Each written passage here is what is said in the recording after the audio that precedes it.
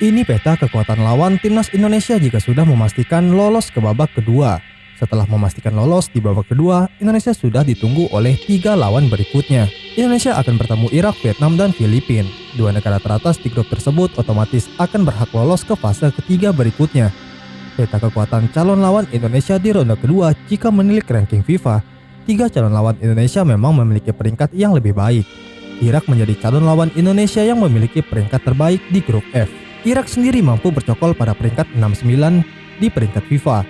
Pelatih tim nasional Irak, Jesus Casas, tak gentar dengan kemenangan besar Indonesia. Di putaran pertama kualifikasi Piala Dunia itu, dia merasa timnas Irak bisa mengalahkan Indonesia dan lolos ke Piala Dunia. Untuk diketahui, nantinya ajang paling bergengsi itu akan diikuti oleh 46 peserta.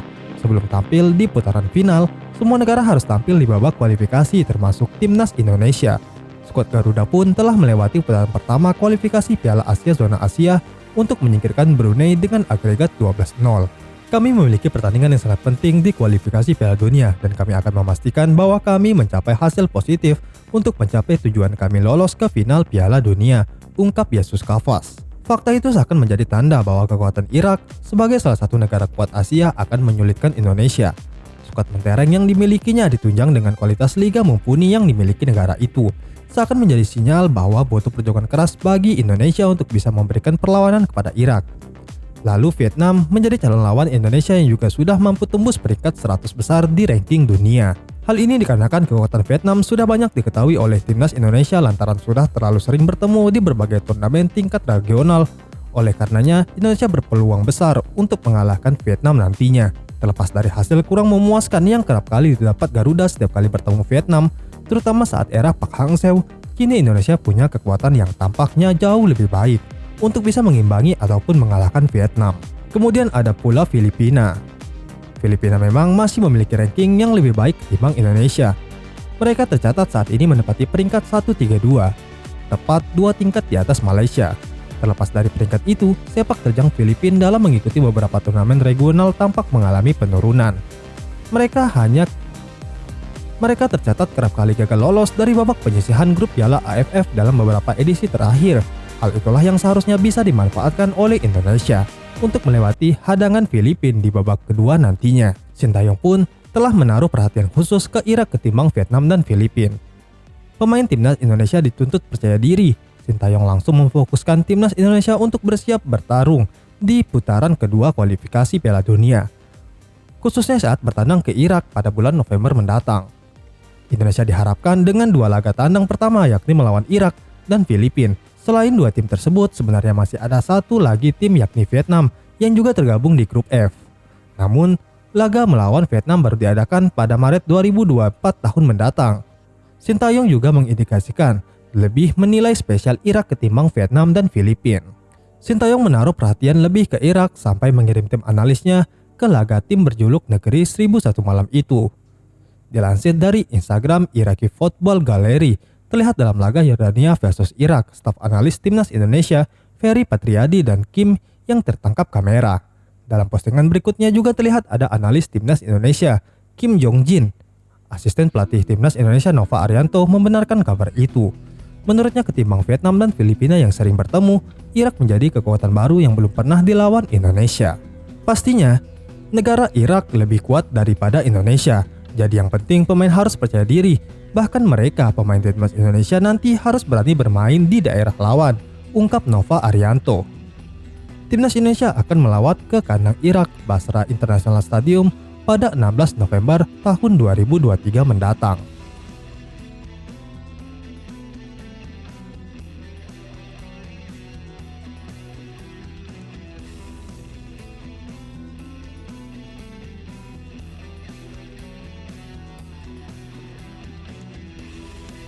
Asisten pelatih timnas Indonesia Nova Arianto menjawab keresahan publik soal penurunan performa sejumlah pemain skuad merah putih, termasuk yang paling disorot adalah Pratama Arhan. Kondisi ini yang membuat semua orang ada apa dengan performa Arhan, apakah kurangnya menit bermain sehingga menurunnya kualitas Arhan dan popularitas Arhan saat ini yang menjadi atlet sepak bola Indonesia yang mempunyai followers tertinggi. Ketika berbicara dalam dunia sepak bola, bagaimana seorang pemain profesional di era digital saat ini, penyebaran informasi menjadi hal yang sudah tidak bisa dibendung. Dampak tersebut tentunya juga sampai terasa untuk olahraga sepak bola. Informasi dari setiap pertandingan atau berita tentang sepak bola menjadi sangat cepat tersebar ke semua peminat sepak bola. Hal itu tentunya juga akan menjadi faktor yang membawa perubahan besar pada sepak bola sendiri. Mental pemain sepak bola mudah karena dengan informasi yang tersebar dengan sangat cepat akan memunculkan respon yang beragam dari para penggemar. Respon itu tentunya dapat berupa hal positif atau negatif. Namun justru dampak negatif dari media sosial akan sangat terasa bagi pemain sepak bola muda. Tekanan dari media sosial pada akhirnya akan membuat perubahan bagi mental para pemain. Terlihat dalam 2 kali pertandingan Indonesia ketika menghadapi Brunei, Pratama Arhan paling banyak mendapatkan sorotan negatif.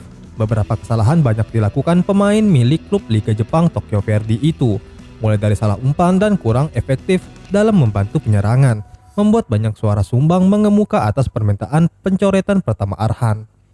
Tak sendirian, beberapa nama pemain juga masuk dalam daftar list agar diistirahatkan. Saat para pemain dapat banyak kritikan, asisten pelatih Nova Arianto pasang badan. Walaupun ia tak memungkiri bahwa memang terdapat beberapa pemain yang mengalami penurunan performa. Untuk itu, apabila pemain yang mengalami penurunan ini terus terjadi, bisa saja dicoret dari skuad utama. Terlebih lagi, ketok palu, akankah sang pemain dicoret dari timnas berada di bawah kendali penuh pelatih, dalam hal ini Sintayong? Kami bisa pahami karena tidak semua pemain bisa tampil dalam performa terbaik.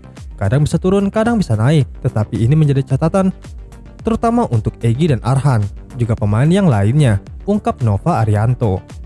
Tolak ukur penilaian juga tak hanya berdasar di level timnas, melainkan di level klub. Terlebih lagi, semua pemain yang dipanggil untuk memperkuat Indonesia sudah difilter langsung oleh Sintayong. Artinya dari sudut pandang juru taktik asal Korea Selatan itu, penggawat timnas kini menjadi amunisi yang dapat merepresentasikan skema permainan yang diinginkan Sintayong. Lebih lanjut, Nova menekankan bahwa untuk pemain-pemain ini tentu saja akan dipantau lebih lanjut di kompetisi. Sebab saat bersama klub juga menjadi salah satu penilaian dan tim yang dipanggil ke Indonesia sesuai dengan keinginan pelatih Indonesia. Selain Arhan, Egy Maulana juga disebut untuk diistirahatkan.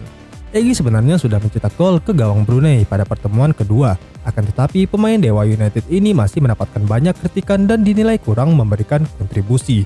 Terlepas dari semuanya, Indonesia juga akan segera mempersiapkan diri untuk menghadapi kualifikasi Piala Asia.